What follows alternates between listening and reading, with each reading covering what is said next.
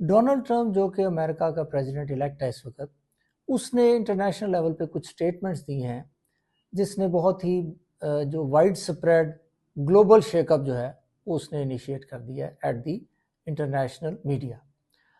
बहुत ही इंटरेस्टिंग उसने स्टेटमेंट्स दी हैं।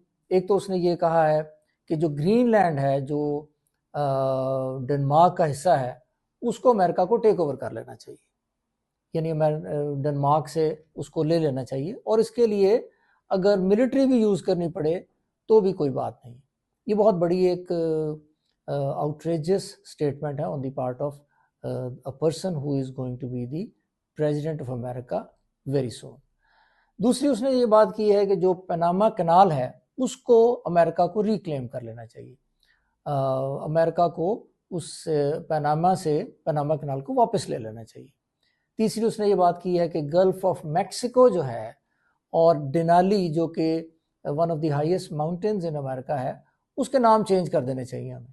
और आखिरी जो बहुत ही इंटरेस्टिंग और बहुत ही समझ लें एक अजीब सी स्टेटमेंट जो उसने दी है वो ये दी है कि Canada should be part of the United states, यानी कि कनाडा को अमेरिका की जो रियासतें हैं उनका हिस्सा होना चाहिए।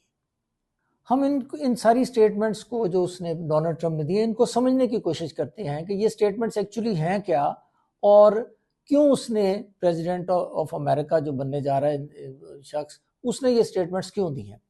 सबसे पहले हम देखते हैं कि ग्रीनलैंड जो है इसका केस क्या है।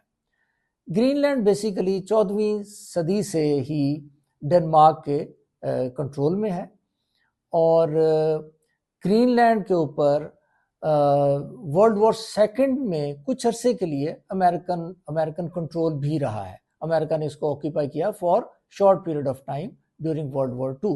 तो इससे हमें पता चलता है कि अमेरिका की फॉरेन पॉलिसी में समझ लें, या अमेरिका की जो ओवरऑल एरिया ऑफ इन्फ्लुएंस है, उसमें ग्रीनलैंड जो है ये काफ़ी इम्पोर्टेंट एक लैंड है या एक खता है। इसके अलावा एक यूएस एयर बेस जो है वो ग्रीनलैंड पर आज भी मौजूद है, और काफ़ी बड़ी एयरबेस मौजूद है।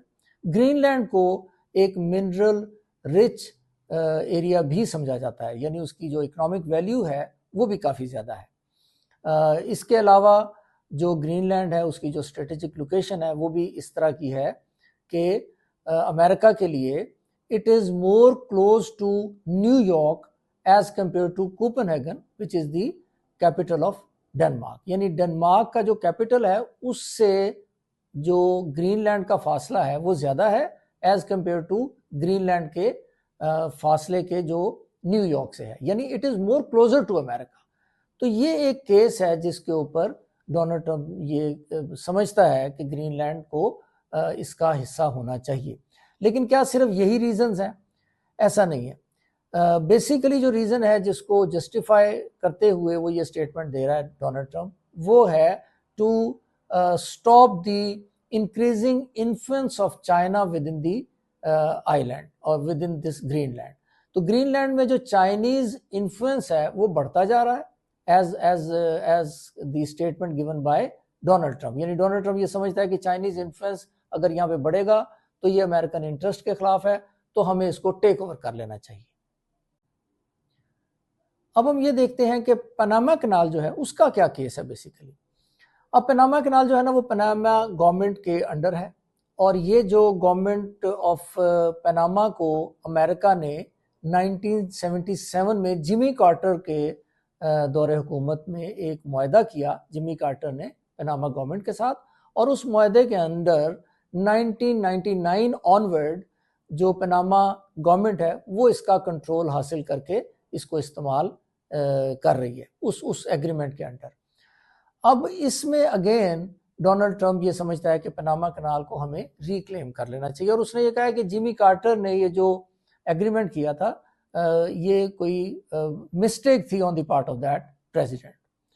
अब ये वो क्यों चाहता है? अगेन डोनाल्ड ट्रंप ये समझता है, और बहुत सारे लोग जो डोनाल्ड ट्रंप के इस नुक्ता नज़र से समझ लें उनका भी यही नुक्ता नज़र है, वो ये समझते हैं कि पनामा कनाल के अंदर अमेरिकन शिपिंग जो कंपनीज हैं उनको ओवरचार्ज किया जाता है as compare to the Chinese shipping companies. यानी कि चाइना के बढ़ते हुए इन्फ्लुएंस, इकोनॉमिक इन्फ्लुएंस को वो क्वेश्चन कर रहा है डोनाल्ड ट्रंप, और वो ये समझता है कि इसको वापस ले लेना चाहिए पनामा से।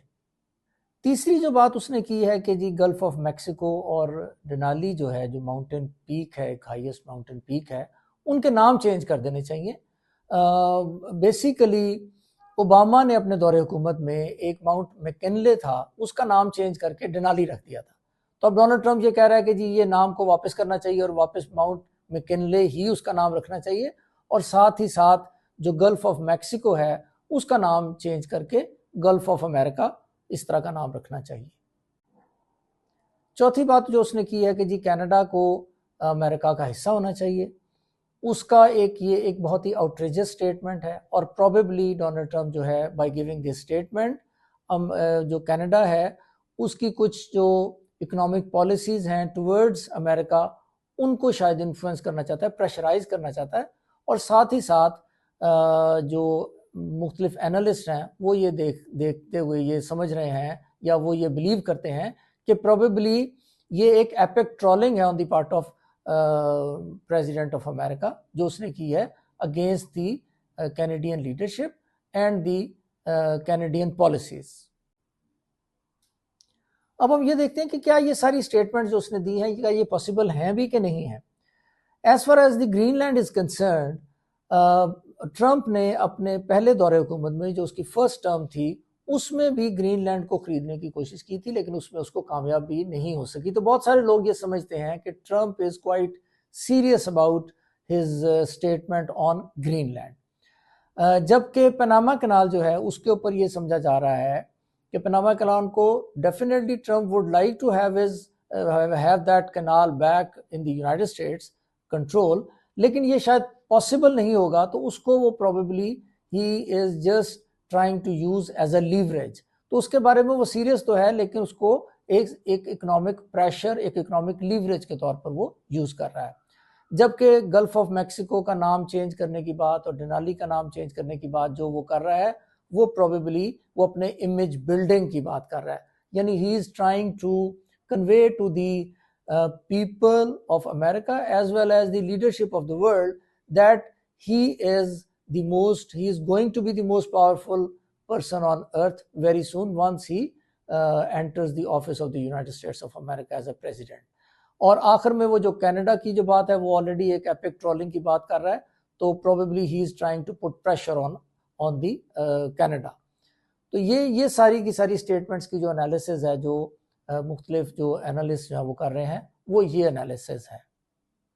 अब अगर इन सारी स्टेटमेंट्स को हम जो एलोन मस्क है उसकी स्टेटमेंट्स के साथ मिला के देखें, एलोन मस्क को अमेरिकन प्रेसिडेंट के जो साइड किक के तौर पे देखा जा रहा है, यानी मेन सपोर्टर के तौर पर देखा जा रहा है इस वक्त।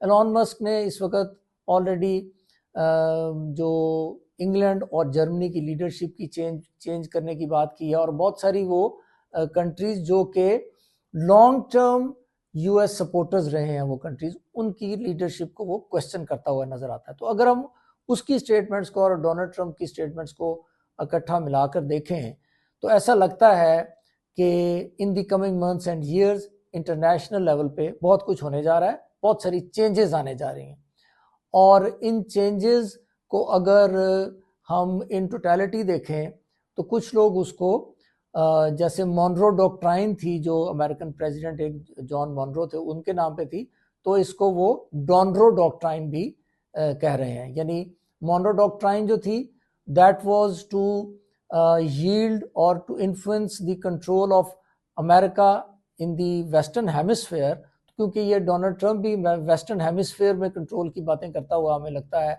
तो कुछ लोग इसको डॉनरो डॉक्ट्राइन का नाम भी दे रहे हैं।